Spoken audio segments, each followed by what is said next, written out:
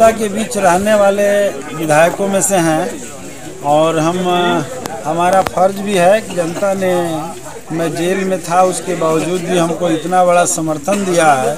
तो जब से हम आए हैं, बीच में कुछ कोविड के वजह से डिस्टर्ब हुआ, लगातार घर गांव में जा कर के जन समस्याओं को सुन रहे हैं, उसको नोट कर रहे हैं और जो समस्या हमसे हल होने वाला है उसको अपने जरिए कोई फंड हम दे करके करना चाहते हो जाने वाला है वो फंड के जरिए, और जो हमसे नहीं होने वाला है, चाहे वो सड़क का सवाल हो, चाहे शिक्षा का सवाल हो, चाहे स्कूल का सवाल हो, कई गांवों में स्वास्थ्य का मुद्दा लोगों ने उठाया, कई गांवों में रोजगार का सवाल नौजवानों ने उठाया। तो इसमें जो हमसे होने वाला है हम अपने से करेंगे, बाकी जो सड़कें बच जाएंगी उस सड़कों के लिए हम लड़ाई करेंगे, संघर्ष करेंगे, सरकार से संघर्ष करके उसके जरिए बनवाएंगे। और इस जन संवाद से जो मुद्दे उभर करके आएंगे तो उन मुद्दों को लेकर के सड़क से लेकर के सदन तक संघर्ष करेंगे। इसी के लिए आज हम जन संवाद कार्यक्रम गांव-गांव में कर रहे हैं। आज सुबह छठू राम के टोला इंग्लिश वहां से शुरू करके दूसरा जगह नोनिया टोला, तीसरा गुलरबागा, चौथा इंग्लिश मौजे गांव और पांचवा जकोली खान के टोला, सातवें जगह सिसमा गांव में आए हैं खुर्द में। और यहाँ से तमाम लोग, यहाँ पर सैकड़ों लोग हैं जिनसे हमारी बात हुई है, आपस में संवाद हुई है। ये लोग बहुत ही बेसब्री से लंबे समय से इंतज़ार कर रहे थे, जब मैं जेल में था तभी से, निकलने के बाद भी आज मिल कर के ये लोग भी खुश हैं और हमारा इन लोगों ने भी स्वागत किया है। मैं इन लोगों का आभारी भी हूँ। और साथ ही साथ यहाँ से अभी हम लोग को शीतलपुरा, खैरा, लेवरी, बमनौली कई गांवों में रात तक दौरा करेंगे और तमाम लोगों के बीच जा कर के उनको अभिवादन करेंगे, उनको बधाई देंगे, धन्यवाद देंगे। लेकिन इस यात्रा के क्रम में जनसंवाद में जो सबसे बड़ी जो मुद्दे उभर करके आ रहे हैं, मोदी जी जो भारत के प्रधानमंत्री के रूप में सबसे बड़े कुर्सी पर आसीन हैं, उनसे जनता को बहुत उम्मीदें थी।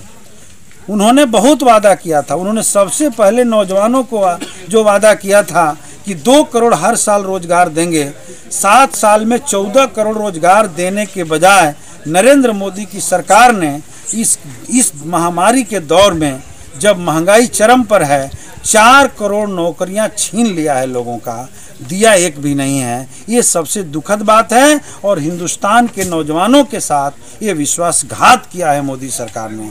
दूसरी बात, ये लोग उम्मीद पाले हुए थे कि मोदी जी के आने के बाद महंगाई दूर होगी, क्योंकि महंगाई ये बड़ा प्रश्न था उस समय, लेकिन महंगाई आज आसमान छू रही है। 200 रुपया सरसों का तेल ऊपर बिक रहा है, पेट्रोल डीजल शतक पार कर गया है, कपड़ा से लेकर के दवाई तक, जिंदगी की हर जरूरत की वस्तुएं महंगी होती जा रही है। ये हालात है आज देश के अंदर और इसमें भी सरकार निश्चिंत बैठी हुई है। पिछले दिनों कोरोना काल में इस सरकार को कोई चिंता नहीं थी कि हमारे देश के नागरिक की जान बचेगी कि नहीं। ऑक्सीजन तक इन लोगों ने नहीं दिया और आज मंत्री का बयान आ रहा है कि ऑक्सीजन की कमी से मौत नहीं हुई। मैं समझता हूँ ये देश के जनता के साथ ये भी एक बड़ा विश्वासघात है। पूरा देश तस्वीर देखा है, लाशें नदियां में दहाई गई है, लकड़ियां नहीं मिल रही थी, कब्रिस्तानों में दफनाने का जगह नहीं मिल रहा था, श्मशान घाट पर जलाने का जगह नहीं मिल रहा था,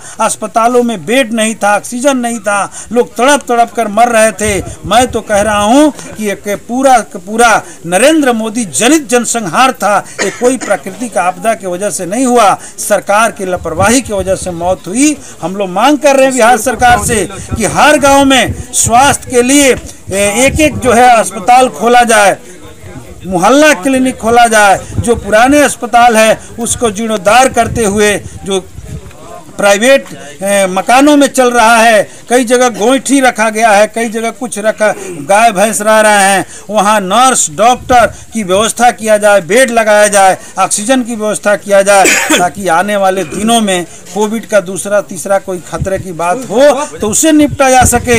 हम लोग ये भी कह रहे हैं कि हर आदमी को रोज गांव में वार्ड वाइज जा करके वैक्सीनेशन किया जाए। आज रोज वैक्सीन के लिए मारामारी हो रहा है।